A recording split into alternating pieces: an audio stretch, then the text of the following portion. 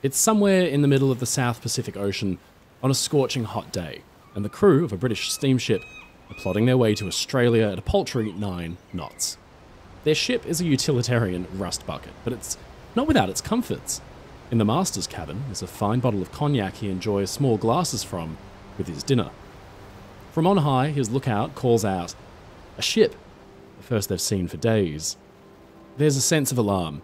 These waters are swarming with raiders and cruisers hunting Allied vessels down and destroying them, not to mention the U-boats from below. But then there's relief when the lookout reports the spread canvas of a clipper under sail, flying a friendly flag to boot. A sailing ship on the Indian Ocean wasn't an unusual sight in 1917, but they too made for tempting prey for German raiders. The pair close in to signalling distance, but just when the British ship begins to hail the stranger, the Norwegian flag comes down and the German battle flag rushes up in its place. Confused, bewildered really, the captain suddenly spies the sun sparkling off the ends of big guns that have suddenly come out of nowhere, and they're pointed right at him. After a short while, the captain and his crew have been ordered into a lifeboat and they make their way over to the strange sailing ship and up a rope ladder. There, the British captain comes face to face with a barrel-chested German chewing a pipe with a broad grin. "Welcome," he says in perfect English, "and my condolences." A sailor hands him a glass of cognac fetched from his cabin. On the man's tally cap ribbon is the name SMS Seeadler, one of the strangest warships in history. You may be familiar with the saying that truth is stranger than fiction.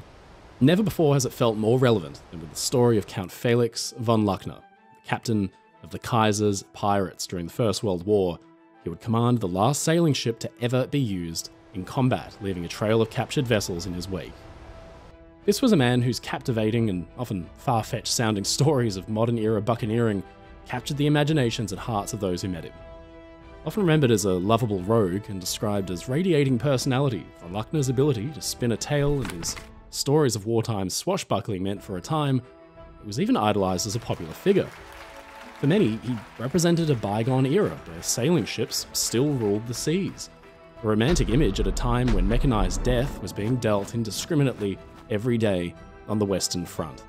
For 225 days, the sailing ship Seeadler was set loose hunting Allied shipping with one of history's most effective disguises. With over a dozen enemy ships captured and sunk, Seeadler's story is one of the all-time greats, and so too is that of her captain. From daring island escapes and kangaroo hunting to supposedly being saved from drowning by an albatross, ladies and gentlemen, I'm your friend Mike Brady from Oceanliner Designs, and this is the story of the Sea Eagle, SMS Seeadler, and her outlandish captain.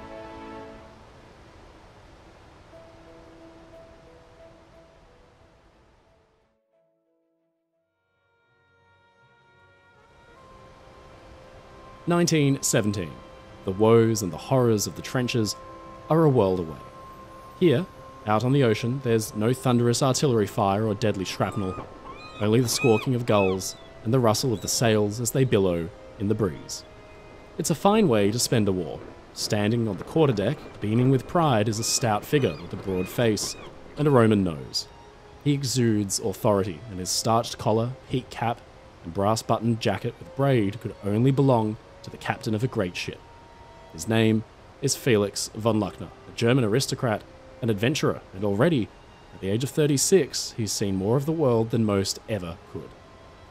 He's in command of the strangest ship in the Kaiser's navy, a raider designed to lure in enemy vessels before springing a surprise trap. He and his men have got very good at it. They even enjoy crafting disguises in their spare time, and their vessel has become an efficient warship in her own right. Luckner was the perfect man for the job. A rakish, dashing adventurer type for one, but an incredibly experienced hand at sail ships to boot. His rise through the ranks, though, had not been easy. He was born in Dresden in June 1881. As his name might suggest, Count von Luckner came from a distinguished background. His great-grandfather was the commander of the Luckner Hussars, as well as a Marshal of France, ultimately facing the guillotine during the French Revolution. His grandfather, and his father too, had impressive military backgrounds, but Felix was not a man who enjoyed the traditional lifestyle of a nobleman. Instead, he dreamt of a life of adventure. Coming from a long line of cavalrymen, it would be natural to assume that the youngest von Luckner would follow the same path. In fact, that's exactly what his family expected of him. But the young Felix was inexplicably drawn to the ocean. He spent his school days more focused on playing sports and scrapping with his classmates than academia, all the while never quite losing sight of his secret wish to take to the seas. Much to the disdain of his aristocratic hussar officer father, he was determined to defy his background and become a naval officer instead. He ran away from his family estate in Saxony in 1894 when he was just 13 years old to pursue his dream. Felix was big for his age, and he was able to pass for an older lad in need of a job, or so he hoped. He grabbed some of his father's clothing, along with his boyhood savings, and made his way by train towards the coast, where he reached the port of Hamburg. He had vowed that he would only return home when wearing the Emperor's naval uniform with honour. He went from ship to ship offering his services, but each time he was turned away because he lacked the necessary papers.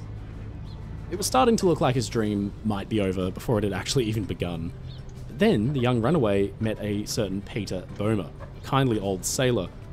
After being unable to persuade Felix to go back to his parents, he helped him secure a spot as a cabin boy aboard a Russian square rigger bound for Australia. Unsurprisingly, life at sea in the late 1800s was not easy, though von Luckner seemed to take it all in his stride. He assumed the name Felix Leudiger to distance himself from his prestigious lineage and any subsequent special treatment or resentment it might bring, determined to prove himself on his own merit instead. He would have to work his own way up. His day-to-day life on board ship was quite literally miles away from his comfortable upbringing in Saxony. Starting at the very bottom, he was lumped with all the most undesirable jobs, like cleaning out the pigsties, and he received no pay for his efforts. On top of all of that, he was largely unable to actually communicate with the rest of the crew thanks to the language barrier. All the while, he was gaining valuable knowledge of sailing. It was during these initial years at sea that the first of von Luckner's more unbelievable escapades would occur. The story goes like this. While his ship, the Niobe, rounded the Cape of Good Hope, she encountered a storm that flung the young Felix overboard. He fell from a height of around 27 metres, that's 88 feet, from where he'd been unfurling the canvas, a fall that could well have been fatal had he hit the deck instead of the water. But the danger was far from over. Caught in the turbulent sea, he was drifting further from the ship and the captain refused to send out a lifeboat. Struggling to keep afloat, the waves high, quickly losing sight of the Niobe, there was little Felix could do. The water was too strong to swim against, and there was still no sign of any help. Flailing desperately in roiling swells, Felix suddenly felt his hand grabbed by something. The talons of an albatross, one of the massive birds who'd been circling above him, observing the unusual scene. He clung on as the albatross beat its great wings, pecking viciously at his hands and attempting to fly off, but still, Felix wouldn't let go. At last, help arrived. The boat was launched after one of the senior crew defied the captain, supposedly guided to Luckner's location by the sight of a group of circling birds above. It's a great story. Luckner liked telling those, but it doesn't take an expert avian behaviourist to determine this one's more than a little unlikely.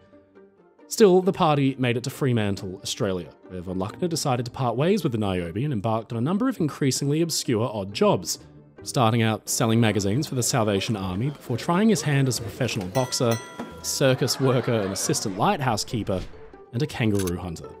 But Felix wouldn't be able to resist the call of the ocean for long, and he'd go on to undertake a series of unbelievable adventures that would take him all over the globe, during a short time in a Chilean jail for drunkenly stealing pigs while on shore leave, then another theft charge, this time for a fishing boat in Vancouver, which was taken under the romantic notion of getting to be his own master, and finally, according to him at least, narrowly escaping a psychopathic serial killer in Honolulu, just to name a few. He dodged death left and right. After 285 days at sea aboard a British four-master, von Luckner would survive scurvy when the ship ran out of fresh food. He broke both his legs and survived a ship sinking. Then there was the time a rogue beam snapped his leg and left him stranded in Jamaica with no money to pay his medical bills, his ship having sailed away without him. Here, a chance encounter with the German warship SMS Panther saw his luck change. Taking pity on the youth, the crew of the Panther offered him food and clothing and helped him get a job as a dock inspector, ultimately enabling him to return to Germany. By this point, he'd been away from home for 7 years. In fact, a quick search through the Almanach de Gotha, the annual directory of European royalty and nobility, showed him as being officially listed as missing. But he wasn't quite ready to relieve his parents' worries just yet. He'd earned himself enough money to get back to Germany, not to go home, but to try and obtain the education he needed to join the Imperial Navy. Felix enrolled at Lübeck Navigation College, where he obtained his mate's certificate and went on to enter the Navy as a volunteer to continue his studies. After a year, finally, the long-lost son could return to his parents as a fully qualified naval lieutenant. He'd done what he set out to do.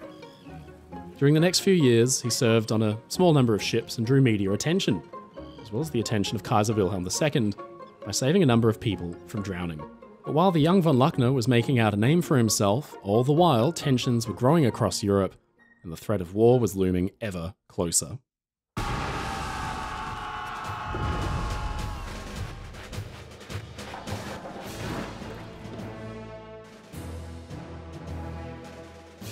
The early 1900s were a time of rapid innovation and change, where new weapons and significant technological advances would render many pre-war military tactics obsolete.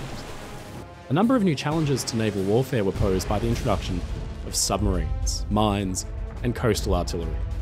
The landscape of war would be forever altered, and the scale of destruction that would follow had never been seen before. In the years leading up to the First World War, Britain and Germany had been caught up in an intense naval arms race. The Royal Navy already boasted superior numbers and were beginning to focus on modernising their fleet, introducing the first of the dreadnought battleships in 1906, a warship class faster than any of its size in the world and equipped with multiple, fearsome, long-range guns. In response, Germany would also try to build larger, faster, and more powerful ships, and the two great superpowers were locked into a game of one-upsmanship that itself threatened to throw gasoline over the already smouldering tensions. Throughout the entirety of the war, Germany would be faced with a formidable enemy in the form of the British Royal Navy, then recognised as the most powerful and extensive fleet in the world. The Royal Navy's superior numbers meant there was little advantage in them launching a direct attack. They already held control of the sea. For Germany, outnumbered as they were, an aggressive surface fleet naval strategy just wasn't a viable option. Directly from the outbreak of the war in the summer of 1914, a distant blockade was established by the Royal Navy. This was the beginning of what would be an incredibly effective long-term strategy of economic warfare. By blocking the flow of supplies like critical mineral ore from reaching the Germans, the British could put immense strain on enemy forces without having to confront them directly. Stretching across the North Sea and the English Channel, this blockade meant that Germany was effectively cut off from obtaining supplies and left economically isolated.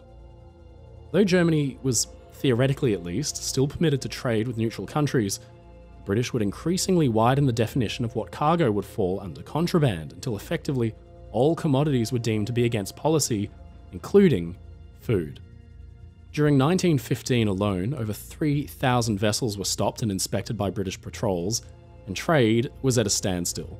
It resulted in widespread hunger that would kill nearly 500,000 people. If they didn't hit on an effective response, Germany would be starved out of the war. Von Luckner was 33 when the war broke out.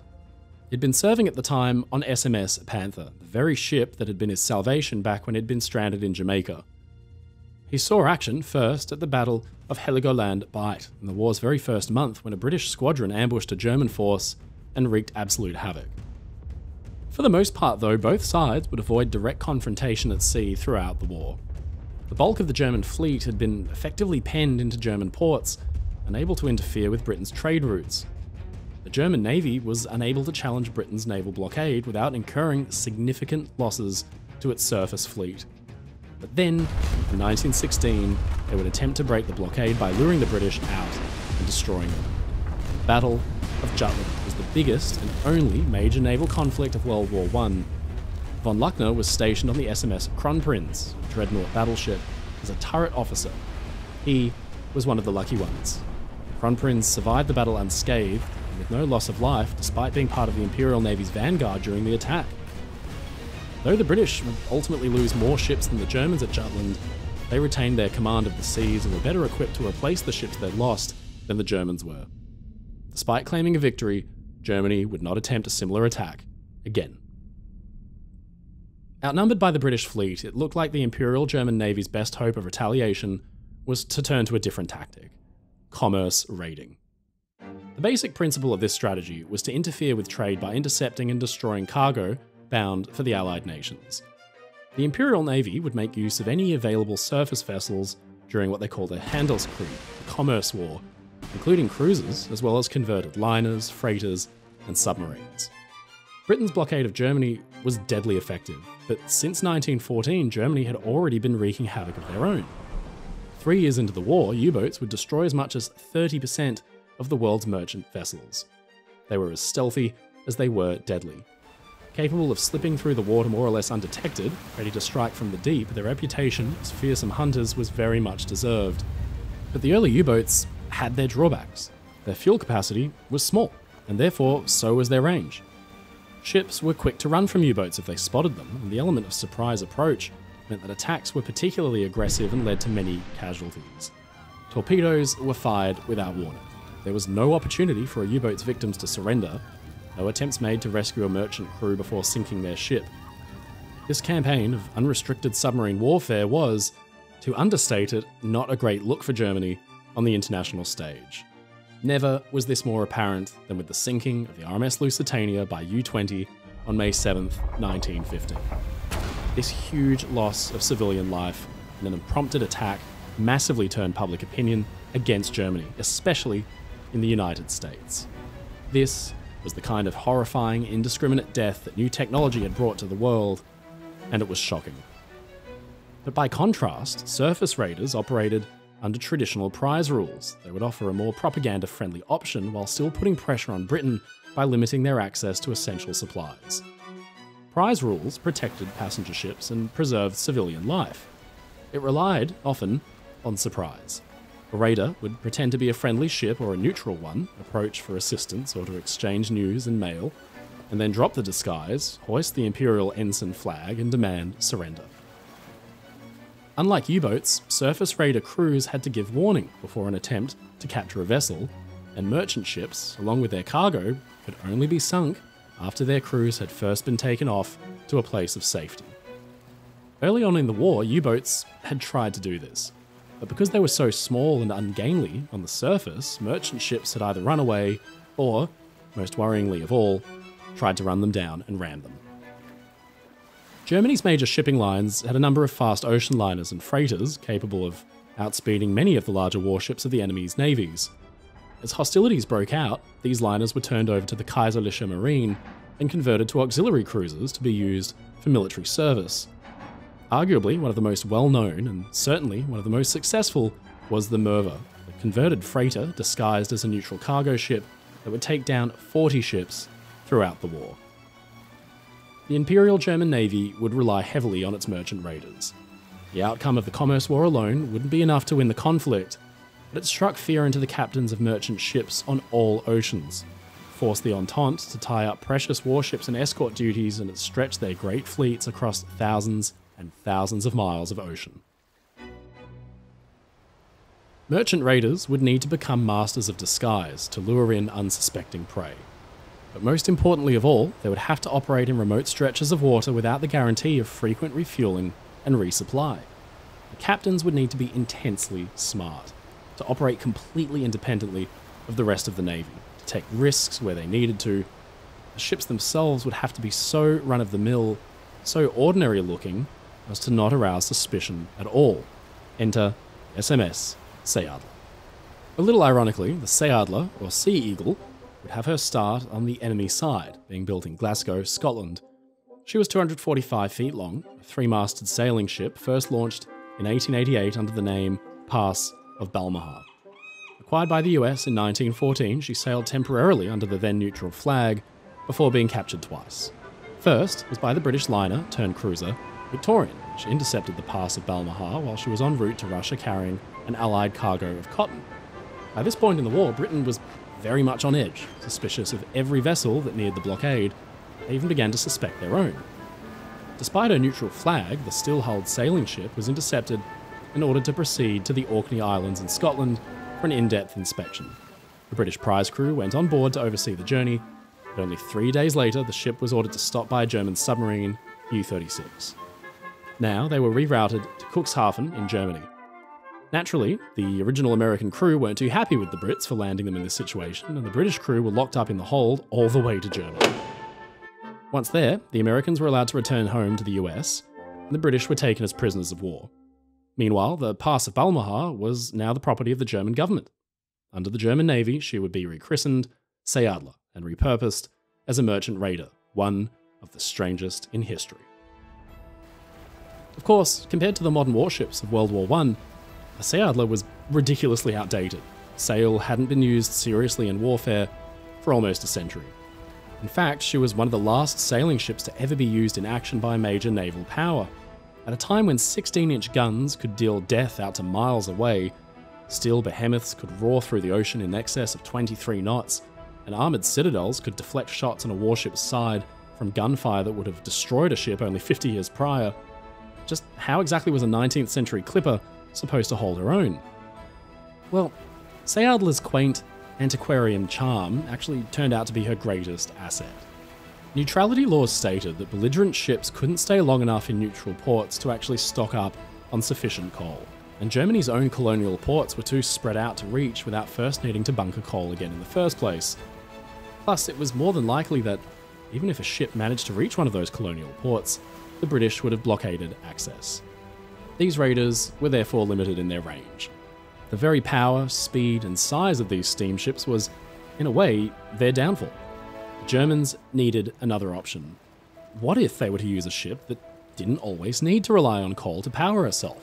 Something that wouldn't have to rely on regular resupply, that could slip through the blockade without drawing too much attention to herself. The idea of using a sailing ship as a raider seemed completely ridiculous at first, but it would also be the last thing that the enemy would suspect. It could well be an idea so absurd that it just might work. Now, they just needed to find the right man for the job. Enter our old friend, Felix von Luckner. He was a figure that was impossible not to notice, even among the tens of thousands of talented young men who made up the officer corps of the Kaiser's Navy. Von Luckner had long been a natural showman, a sailor of imposing stature, even in his youth, and he possessed impressive strength. He was said to have been in the habit of bending coins and tearing telephone books in two with his bare hands to showcase that strength. His penchant for regaling anyone who would listen with his adventurous stories had made von Luckner a prominent figure in the Kaiser's court. But it was his proficiency in magic tricks, picked up during his years of working odd jobs, that caught the attention of the Kaiser himself and won his favour. No doubt his aristocratic background helped open doors too, even if he wasn't that keen to admit the fact. Planners seized upon him. He'd become fluent in Norwegian during a stint on a Nordic sailing ship early in his career. Norway was a neutral party in the war, meaning they would be free to trade, and von Luckner could affect a Norwegian disguise with an air of authenticity. But most importantly, of all the available German naval officers, few had seen extensive experience aboard large sailing ships. Most of them had now come up through the ranks on pre-dreadnought battleships and cruisers, which, for the last 50 years or so, had been coal-fired. And there, standing among the bunch, was von Luckner, who had instead started out on the exact kind of clipper ship he was being considered for command. He was just the right man at just the right time. He was given his orders, and he took command of the Sea Eagle. As crazy as it sounded, an inconspicuous windjammer that could weave its way through the blockade was in itself an effective disguise. The ingenuity of the plan went beyond that though. Disguise was one thing, but Seeadler would need some special modifications to truly become a warship in the Kaiser's Navy. Reminiscent of a child's fantasy of what a warship should be, the fully rigged vessel was given 1,000 horsepower auxiliary engines so that raids could go on even in the absence of wind, and a getaway could be made even if the breeze wasn't up. She was no speed demon, managing only around 9 knots with her engine alone, but in a stiff breeze with just the right conditions, she might be able to make upwards of around 12 to 15. Then the Hunter was given her teeth, twin 105mm guns, cleverly hidden, as well as 2 machine guns and a large arsenal of Mauser rifles below deck. Secret passageways, fitted seamlessly into the ship's Baroque woodwork, allowed for Marines to rush out on deck at a moment's notice. Making use of the secret panels and trick doors, the ship also hid expanded crew quarters to accommodate the extra-large 64-man crew, along with room for up to 400 prisoners. That way, in case the ship was boarded for inspection, she could still pass as an unassuming cargo ship. The newly converted Seeadler had all the beauty of a classic tall ship, but her innocent appearance disguised the fact that she was a true auxiliary cruiser. She could never hope to win a gun battle with anything larger than a small coastal patrol boat. If von Luckner played his cards right and made all the right judgment calls, she wouldn't have to. Seeadler would need to pass as a Norwegian cargo ship. To sell the lie, she was equipped with hardware like the chronometer and barometer, correctly lettered in Norwegian. Finally, a false cargo of Scandinavian lumber would serve a dual purpose, shielding the hatches leading down to the combat crew and prisoners from view of potential search parties, but also providing a convenient explanation for Seeadler's presence in unfriendly waters. Then there came the crew. Luckner's men fully embraced their new roles as neutral Norwegians, many of them having been specifically selected based on their proficiency in the language. Each received new identity papers, wore Nordic clothing, and they grew out their beards in the manner that Norwegians were known to prefer.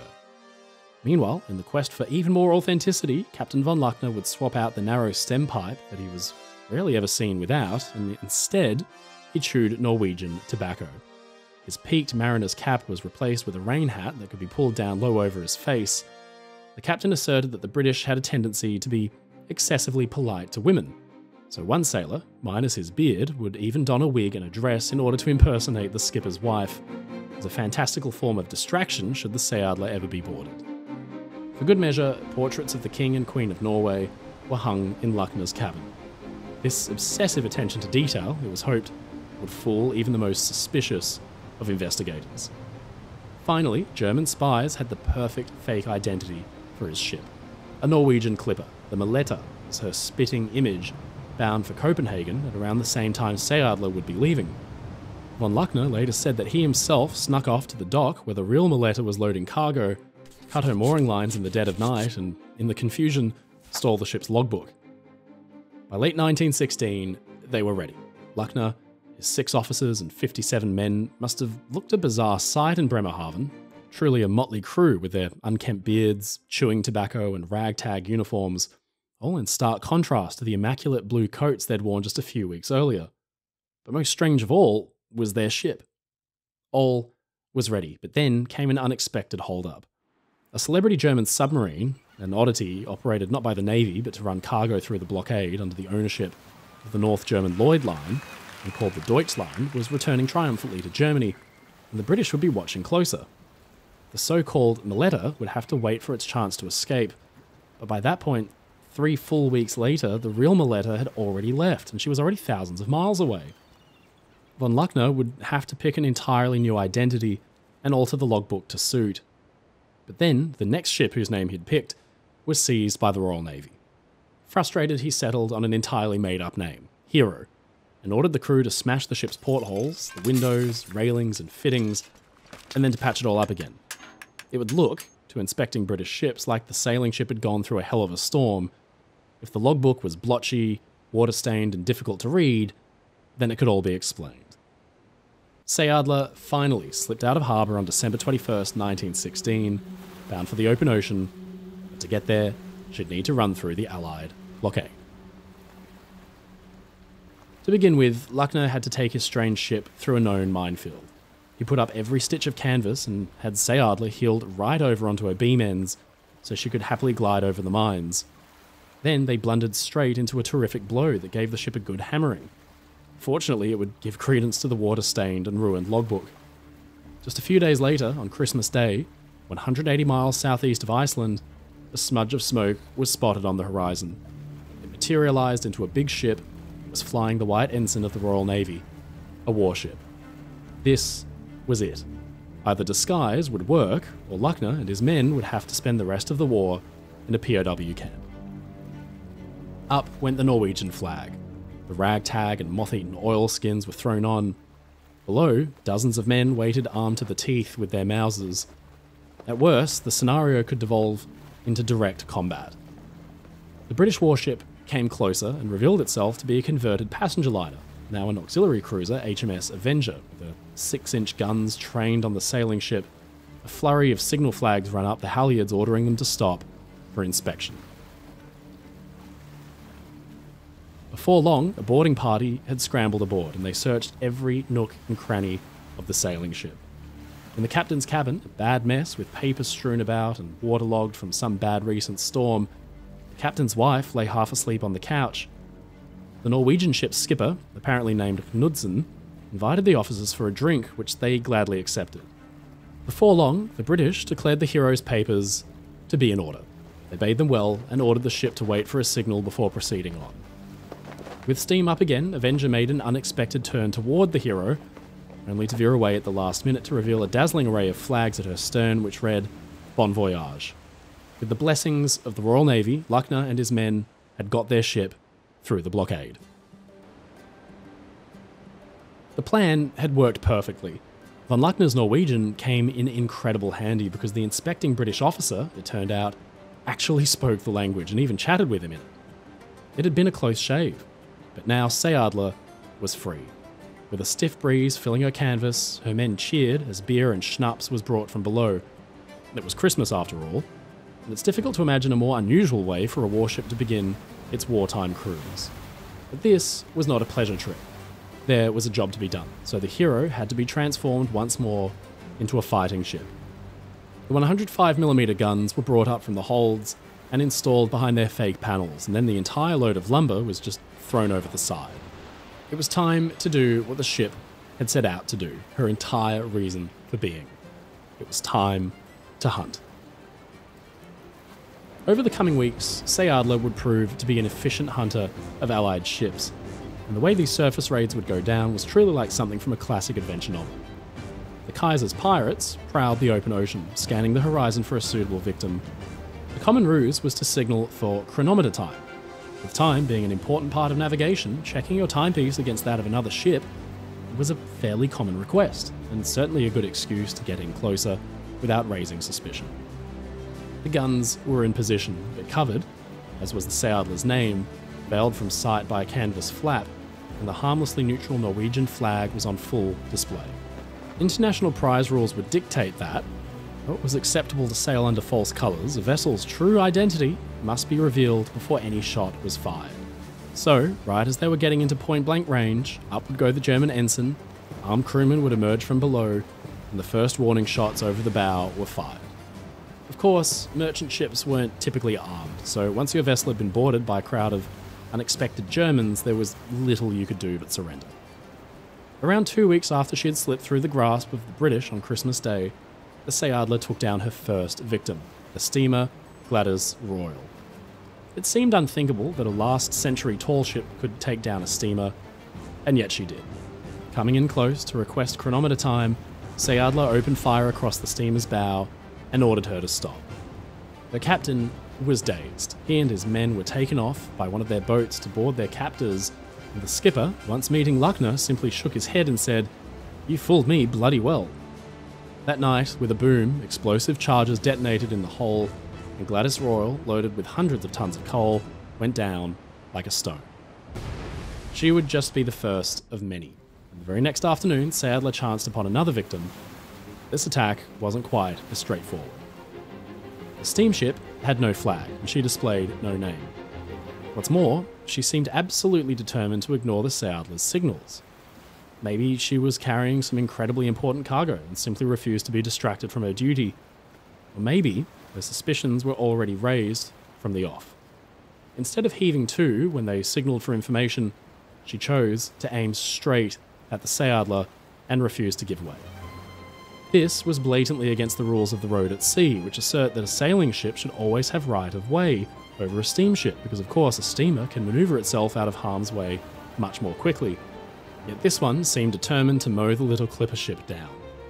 Realising that the steamer would not back down, von Luckner hastily veered the Seeadler out of the freighter's path. This was their cue to drop the friendly act.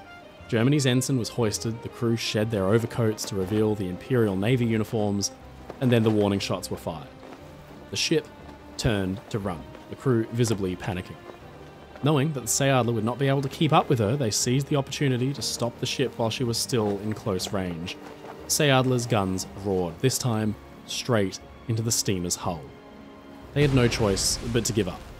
It turned out she was the steamship Lundy Island, and her captain, Bannister, had smoked Seeadler as suspicious from the start. As if he hadn't already had enough surprises for one day, when the ship's master came aboard the Seeadler, he found himself confronted with a familiar face. As it turned out, Bannister's dogged determination not to surrender had been out of personal fear. This wasn't the first time he'd been captured, and the last time he'd been released on parole and the promise that he'd never return to sea. Now, right there in front of him, was the Seeadler's medical officer who'd served on the very same cruiser that had captured him the last time. He'd been caught red-handed. Having broken his promise not to engage in any further war activity, he'd been petrified that being caught again would result in him meeting the noose. But von Luckner wasn't in the business of executions. In fact, he seemed to find this whole escapade amusing, and he simply sent Bannister down to the prisoners' quarters to join the others.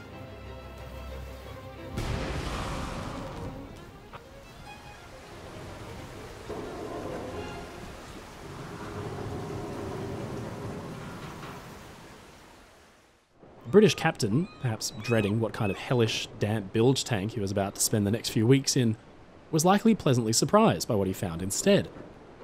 These prisoners' quarters were comfortable and luxurious. They were given plush bunks, provided with books, magazines, and a gramophone to help stave off boredom, and even enjoyed champagne dinners up on deck with the captain. Those who chose to help out with chores were rewarded a fair wage for their efforts. Plus, they didn't even have to stay in their quarters unless there was an active battle situation afoot. Most of the time, they were free to roam the ship, and even reportedly helped keep lookout for new targets on the promise that whoever spotted the next ship would bag themselves $50, courtesy of the captain. Seeadler's days in the North Atlantic had netted 2 valuable prizes. Now it was time to swing south, into the relatively narrow gap between Africa and the eastmost tip of Brazil. Ships bound for Australia, South Africa, or Argentina would need to pass through here, and Luckner felt pickings would be good. His instincts, it would be proved shortly, were absolutely right. The coming weeks would see Seeadler met with great success. Each time, the captured crew was transferred over to her, and they could do nothing but watch as their ship, along with their precious cargo, was sunk. They were prisoners, but to von Luckner and his men, they were also guests. The German skipper earned the nickname the Sea Devil during the war, but owing perhaps to his own notions of hospitality and chivalry, he would go out of his way to be welcoming and courteous to his guests.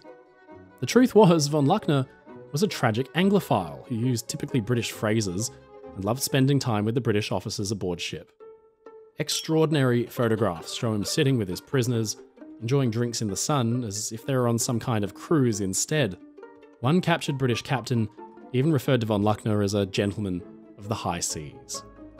For 10 days, no more ships were spotted after Gladys Royal and Lundy Island, and Luckner may have thought his luck had just run out. But then they came. The French sailing ship Charles Gounod on January 21st, and then the small 364-ton schooner the Perse, the big 3,000-ton French bark Antonin after a thrilling chase under sail, and then the 1,800-ton Italian sailing ship Buenos Aires after that. But then, on February 19th, 1917, off the coast of Argentina, Seeadler encountered a surprising quarry. Luckner couldn't believe his eyes. It was the old Pinmore, a 4-masted English bark he'd gone to sea on as a youth. That was the voyage that had taught him many of the hardships of life on the ocean, but it also provided a home for him as a young runaway. So, when the Seeadler ran her down and the Pinmore's crew had been transferred over, von Luckner found himself unable to resist one last trip down memory lane. He took a boat over to the captured ship and tracked down his old bunk, along with the rail on which he'd carved his then name, Felix Leutiger, all those years ago. Dwindling supplies provided the perfect excuse for the now captain to sail on the Pinmore one last time. He decided to take her on a final, last, risky trip to Rio de Janeiro. Again, he was lucky, coming away from the neutral port undiscovered, reuniting with the Seeadler 3 days later with fresh supplies. While Pinmore had been loading, Luckner, posing as the Norwegian Knudsen, struck up conversation with a British officer. His ship, the cruiser Glasgow, was out to hunt down and destroy a mystery raider reported somewhere out on the Atlantic. Clearly, Seeadler's exploits were beginning to stir up the ire of the Admiralty. They couldn't have imagined the mystery raider was in fact a a sailing ship any more than the British officer could have imagined that the gruff Norwegian in front of him was the very enemy he was supposed to be hunting. But for now, aboard Seeadler again, von Luckner was confronted with a terrible duty. With the explosives being planted in the old bark's holds, von Luckner went below into his cabin and shut the door to wait for the dreaded boom. "By Jove," Luckner had once said, "I could sink a steamer and laugh as she takes her last dive. But sinking a sailing ship was different, let alone one that had carried him as a lad. These were the last of a dying breed. To sink them was like killing endangered animals." But Luckner had his orders. With a crack, the Pinmore's holds were blasted open, and she dropped with a whoosh of white mist into the abyss.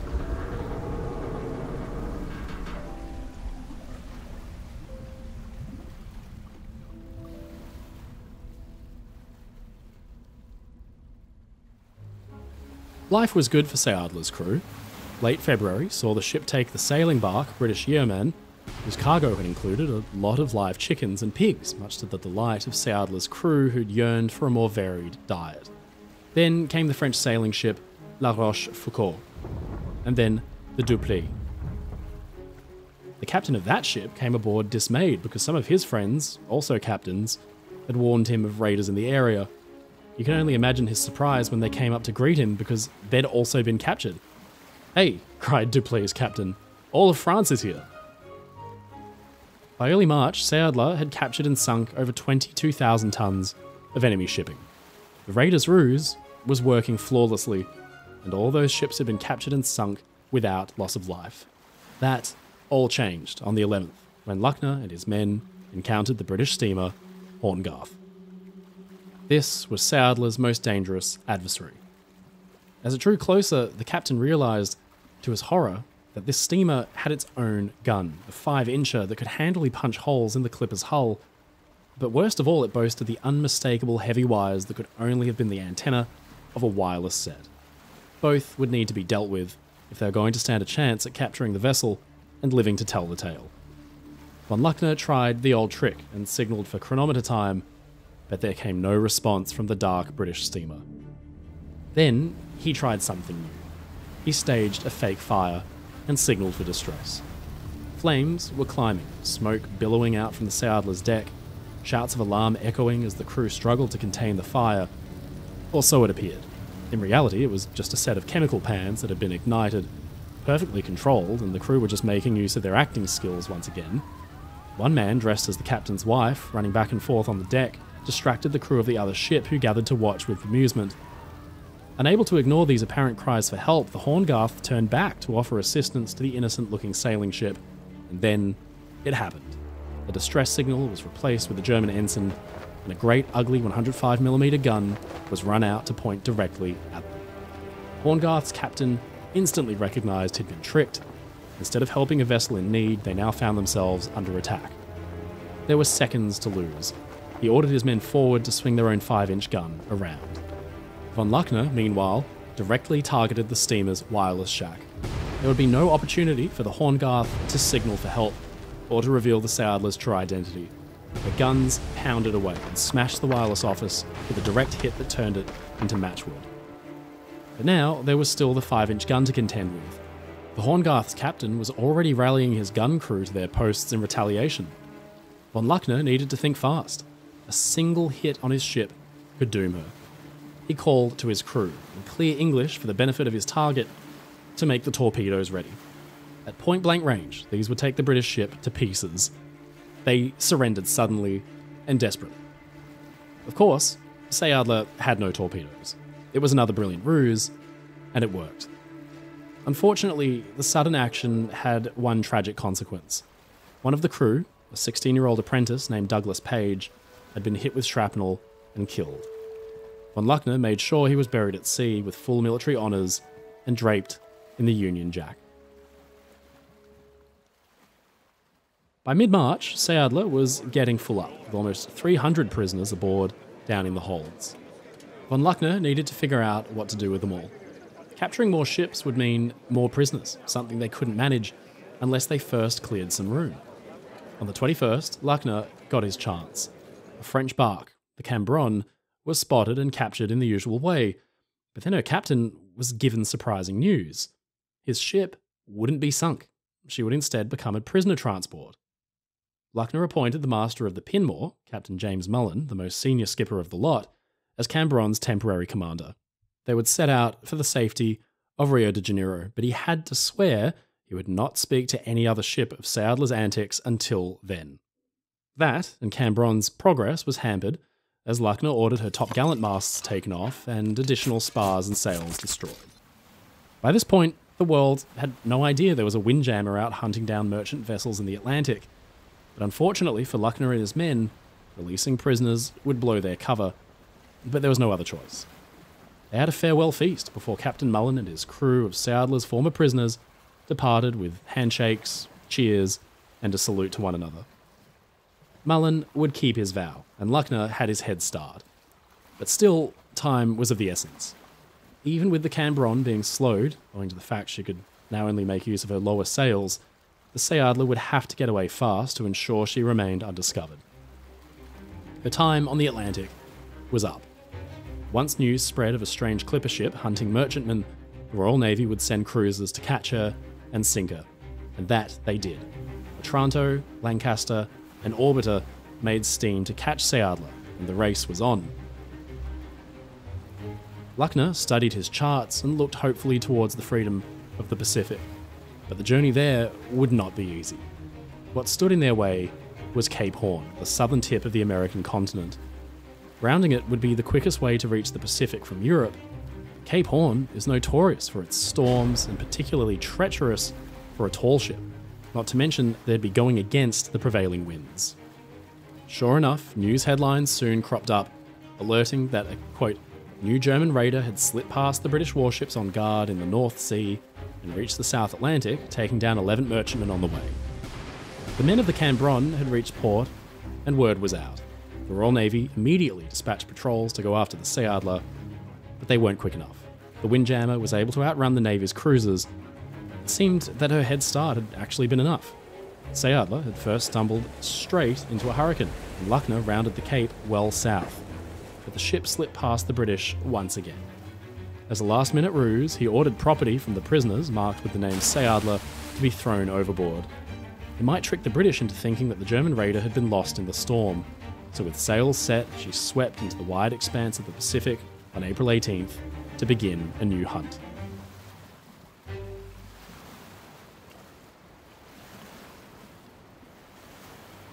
April became May, then May became June. Seeadler patrolled first off the coast of Chile, before swinging northwest to run parallel with Peru and the western coast of Mexico. This was not the bustling ocean highway of the North Atlantic. This was the Pacific, an unimaginably vast stretch of ocean. Off Seeadler's port bow, Australia was nearly 7,000 miles away. Prowling along the equator, they went weeks without sighting a single ship. The US entry into the war, in April 1917, would offer up some new targets. Seeadler received news by June that the long neutral country had at last entered the fray against Germany. It would also make things trickier for the raiders. Though neutral ports, far from guaranteed a warm welcome, there were now even fewer available to the Kaiser's pirates. It wasn't until the summer that the Seeadler would manage to take down 3 small American trading schooners in fairly short succession. The little 529-ton A.B. Johnson, the 673-ton R.C. Slade, and the 731-ton Manila on July 8th. Among their new prisoners was apparently a pet opossum. But then, again, weeks stretched on with no new sightings. It seemed that the Seeadler's run of good luck couldn't last forever. They'd been at sea now for over 7 months. They'd covered some 30,000 miles and captured 14 Allied ships, taking hundreds of prisoners and destroyed millions of dollars worth of cargo. The tall ship was starting to look a little worse for wear.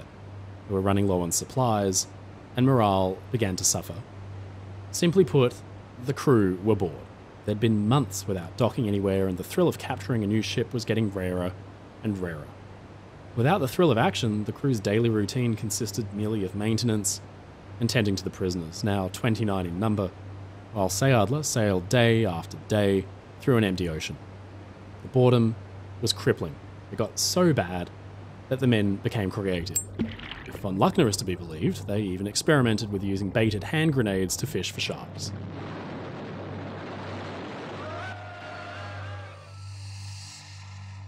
But worst of all, the effects of scurvy and beriberi had now begun to set in. Without access to fresh fruit and vegetables, the crew would become weaker, and so would their ship. Her underside, after months at sea, was by now caked in slimy marine growth that slowed her badly as she sailed and checked her speed. Von Luckner decided it was time to give his crew and his ship a break. The Seeadler made its way to the French Polynesian island of Mopelia, a beautiful coral atoll full of lush greenery, blooming flowers, and plenty of food and fresh water. It must have seemed like a dream come true for the sea-weary sailors.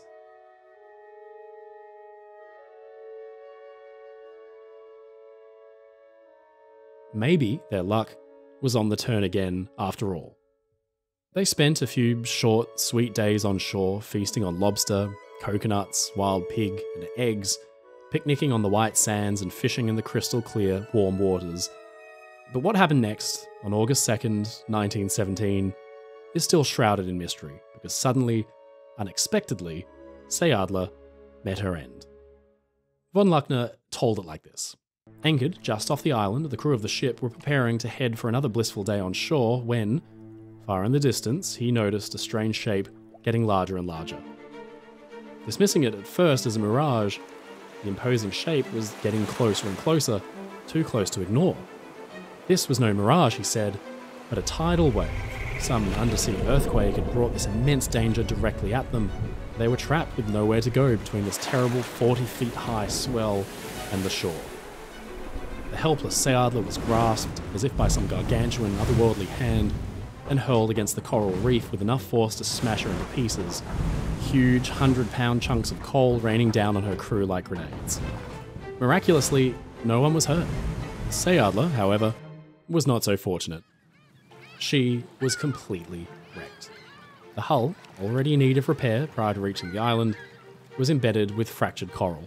Peppered with holes, her masts were snapped. She lay sadly grounded on her side against the reef. The Sea Devil and his men were now castaways in the middle of nowhere.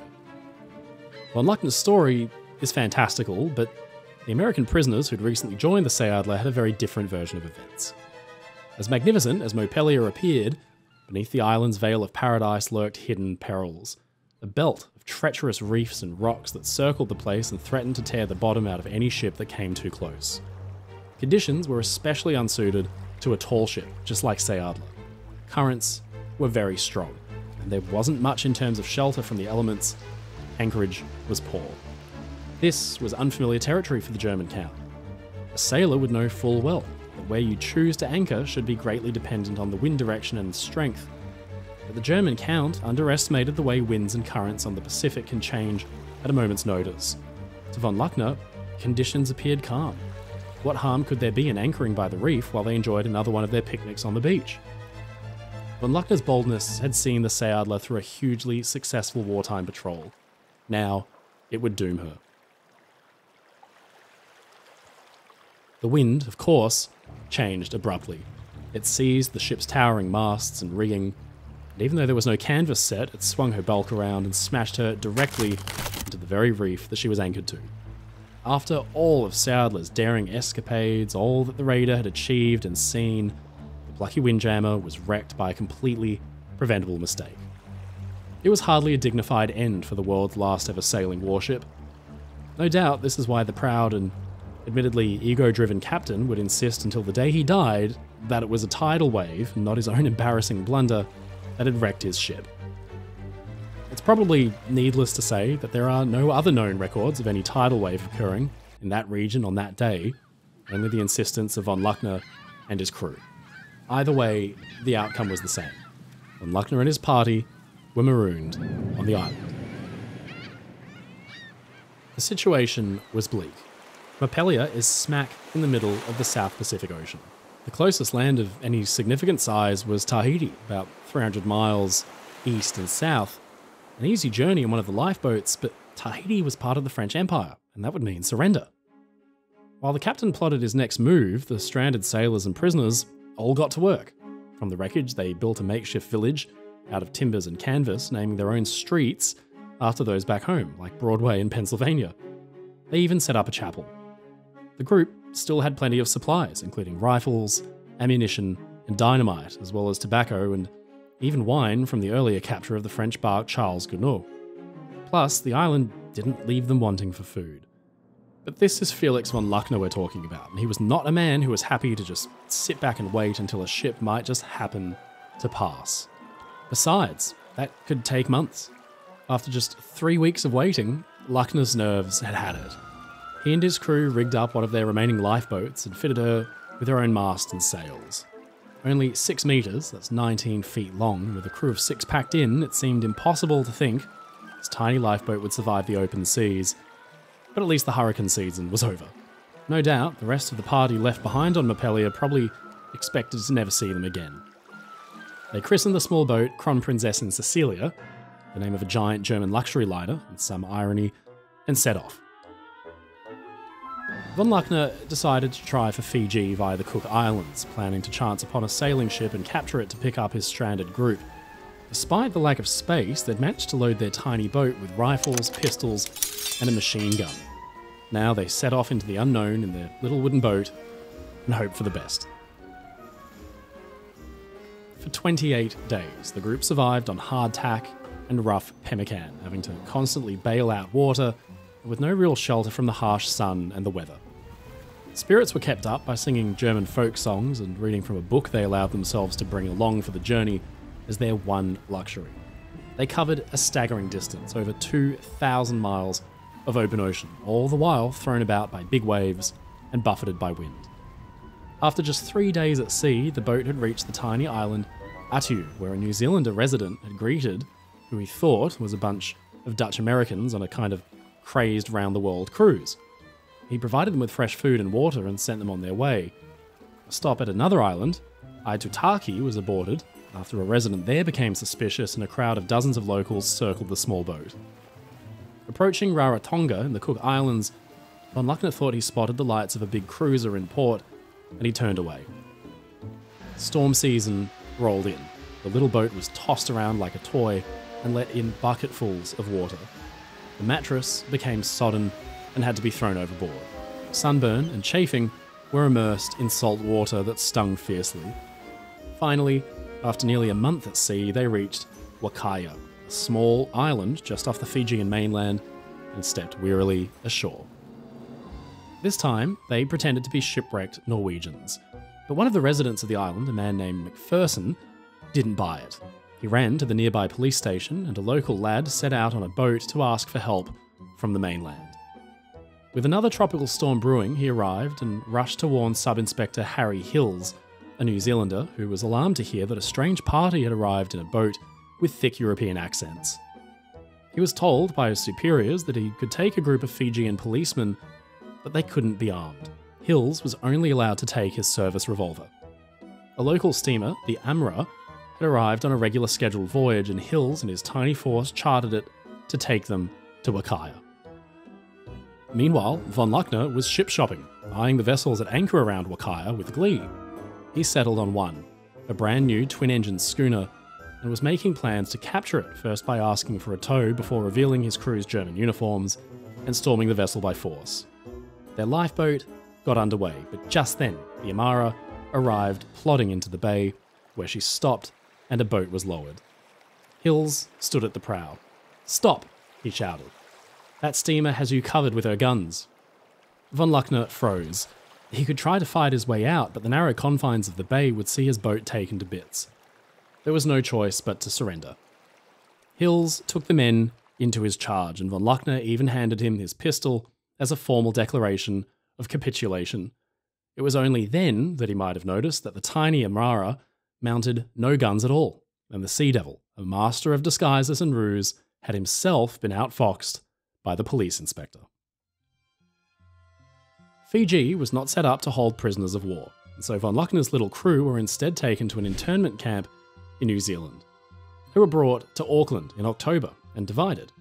Von Luckner and his second-in-command, Karl Kircheiss, were brought to Motuihe Island, while his other men, being deemed lower-ranking internees, went to Somers Island.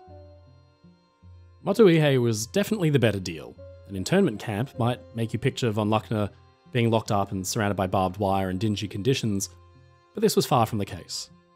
Internees at Motuihe were largely given the run of the island during daylight hours, free to go fishing, swimming, bake cakes, pick fruit and tend gardens. Sometimes they were even allowed to follow along on shopping trips to Auckland. It was a far cry from the experiences that millions of other prisoners of war across the world during the Great War were suffering. The island setup was in itself an effective security measure, and its openness meant that they didn't really face the usual issues of disease spread through overcrowding. The former guard on Motuihe remembered it as, quote, a happy little camp. The war never seemed to enter that kind of place. Many of the internees were just ordinary New Zealand citizens of German descent. To an extent, these people were being kept there partly for their own protection, thanks to the anti-German sentiment present across the country at the time. Along with these civilian internees, with the governor and the other officials from German Samoa, so it's safe to say they weren't exactly high-risk prisoners in need of constant watching either. Charles Harcourt Turner, the commandant of Motuihe's internment camp, had led the camp in this laid-back fashion for several years without issue before meeting von Luckner. He had always established a certain sense of trust with his internees and was well known to be a kind of friendly, generous man. Upon von Luckner's arrival, Turner was promoted to lieutenant colonel and would be required to regularly call over to headquarters in Auckland to check in and affirm that everything was okay. He was also provided with an increased guard and a new motor launch to use for patrols. It seemed, for now at least, that the lieutenant colonel had a lot to be thankful towards his new German prisoners for. But, never one to go long without some kind of adventure, von Luckner wasn't content to stay put on Motuihe despite its comforts. He set his eyes on the camp's motor launch, the Pearl, the same launch that would occasionally take the internees on day trips to Auckland. He would need to recruit some other able-bodied prisoners to help out with his plan. A group of Marine cadets from German Samoa were the perfect candidates. Under the guise of staging a Christmas play where they'd reenact the Battle of Jutland, the party started to make preparations, gathering supplies slowly so as not to raise suspicion, creating realistic prop weapons and crafting themselves a German flag from a painted bedsheet. One of the recruits had been assigned maintenance duties for the motor launch, the perfect excuse to stow away supplies while he worked on the boat. They even managed to persuade the camp to provide them with a map. All for the play, of course. It really does sound crazy that they could get away with this, but boredom was common on Motuihe, and internees were encouraged to find ways to fill their time. Besides, a play would be entertaining for the camp's officers as well. One of the Marine cadets, Walter van Zatorsky, even improvised an incredible working sextant out of an old camping stove, a safety razor, and some brass hinges salvaged from an old rudder. You can actually still see it in the Museum of New Zealand's online collection. It really is an impressive creation. The final flourish would see von Luckner use his acting skills once more. Over the course of several weeks, he started to limp, feigning a strong bout of rheumatism and supposedly relying on the use of a walking stick. After all, who would suspect a man struggling to walk of making a run for it? By December 13th, 1917, everything was ready. The Pearl's bulkheads were stashed with food and weapons. The soon-to-be runaways cut the phone lines connecting the little island to the mainland and set up a diversion by lighting one of the barracks on fire.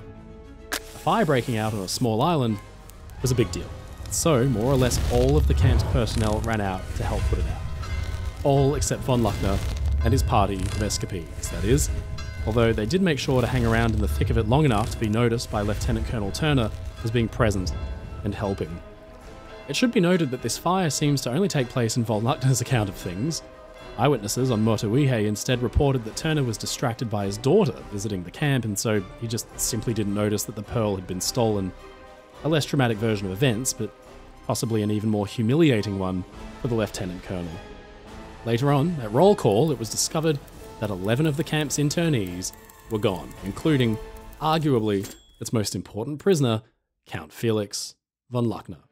By the time the escapees were noted as being missing, they were already crossing the Hauraki Gulf.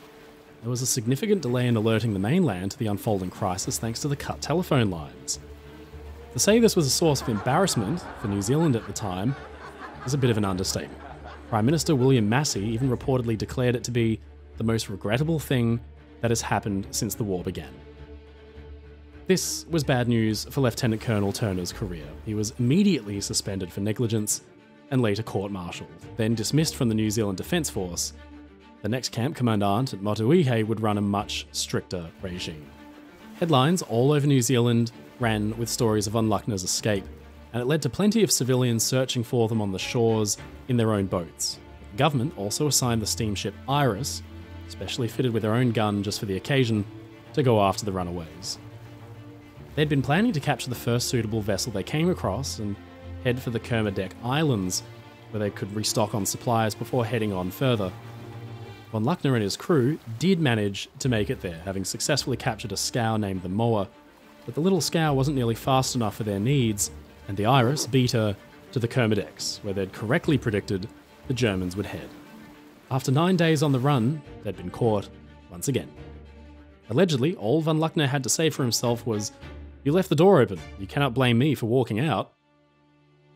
It seems his charms still proved useful though, despite his blatant breach of trust. When the men were taken to a prison camp on Ripapa Island, which he wasn't much a fan of, von Luckner managed to persuade officials to relocate him back to the much more appealing Motuihe. Understandably though, security measures there had been tightened, and Turner's successor stripped back many of the previous privileges of the camp. There would be no more escape attempts, and von Luckner would live out the rest of the war at the camp. As for the rest of the Seeadler's crew and the American prisoners that were left behind on Mopelia, they also managed to get away safely. Around 2 weeks after von Luckner had departed the island, a French merchant schooner, the Lutèce, had spotted the wreck of the Seeadler and came over to investigate. This was an unfortunate move for them, because the German crew captured the ship and took it for themselves, leaving behind the Lutèce's crew as well as the American prisoners from the Seeadler. Those left on Mopelia were later rescued. The Lutèce was in bad shape, suffering from severe rot, so the German crew could only make it as far as Easter Island, where they would then run aground. They were taken to Chile, where they would stay until the rest of the war, at which point they were repatriated to Germany. Very unusually for a story from this period of history, this is one where they all made it out alive and well, and it's rumoured that the old crew of the Seeadler even had a reunion back in Germany years later. After the war, von Luckner would become something of a folk hero, respected for his determination not to take any lives and his gentlemanly conduct during the raids. Though still refusing to conform to the typical lifestyle of the German nobility, von Luckner seems to have thoroughly enjoyed his newfound status as a celebrity, writing books and going on tours around the world to further spread the word of his many maritime adventures. Von Luckner was an easily recognisable figure with his signature captain's hat and his pipe. He was tall and strong enough to bend pennies, which he gave out to people as good luck charms. He was a prolific autograph signer. He had a booming foghorn-like voice and his very own catchphrase, "By Joe." Life was good, but in the lead up to the Second World War, the Nazis would attempt to exploit his status for propaganda purposes. However, von Luckner had always liked to do things his own way and was far from cooperative. He'd been awarded an honorary citizenship by the city of San Francisco in 1927, something he refused to renounce, and it said that he also helped a Jewish woman to escape Germany by procuring a passport for her. Ever the opportunist, he did go on what was effectively a Reich-sponsored world tour in 1939 on a ship aptly named the Seeteufel, meaning Sea Devil, but it seems he was more interested in going on one last pleasure cruise before retirement than in doing the Nazis' bidding. According to the reports of a spy who'd been placed on board to keep an eye on the maverick captain, once he got out onto the ocean on his new lugger, von Luckner promptly ordered that all the Nazi propaganda pamphlets be ditched overboard near the Panama Canal. Unsurprisingly, the Nazi party wasn't best pleased with his actions. He became an exile, and he was no longer welcome in Nazi Germany. He would retire to Sweden, where he lived out the rest of his life with his wife, passing away in 1966 at the age of 84. The story of Count Felix von Luckner's life certainly read like fiction at times. He was a born storyteller, the type that could take any old dull day and turn it into an adventure of epic proportions. He was known, of course, and largely respected in his time for his chivalry, his courage, his zest for life, and his distinct code of ethics. His fondness for embellishment does make it a little hard to distinguish the man from the myth at times, but what we do know to be true of his life at sea truly does seem worthy of a Hollywood blockbuster. The Seeadler's remarkable role in the war and the success of her raiding campaign went against all odds. Rapid technological shifts in the 19th and 20th century meant that the time when sailing ships had dominated the seas was long gone.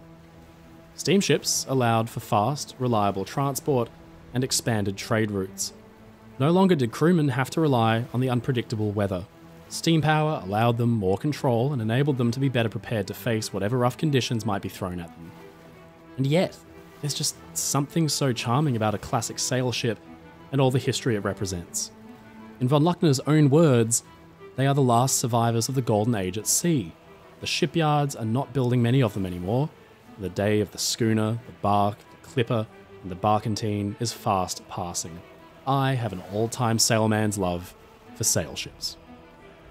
The fact that a tall ship was able to wreak as much havoc on Allied merchant shipping as the Seeadler did, all while largely avoiding bloodshed whenever possible, is a testament to both the shipbuilders and sailors of old. This was a different way to wage a war, one that targeted cargo rather than people, and when prisoners were treated as friends.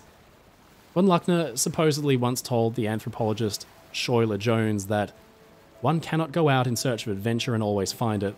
Adventure will find you, if it comes at all. With all the darkness that came out of this devastating conflict, all the harrowing reports of struggle, hardship, and loss, von Luckner's experience of the Great War was something of a breath of fresh air by comparison. It symbolised the days gone by of swashbuckling pirates and the age of sail. It was a far, far cry from the bleak, mechanical horrors of the trenches. The underdog story of the Seeadler and her contribution to the war as one of the last ever sail-powered warships is honestly something that's maybe worthy of just a little romanticisation. Either way, it makes for a bloody great story.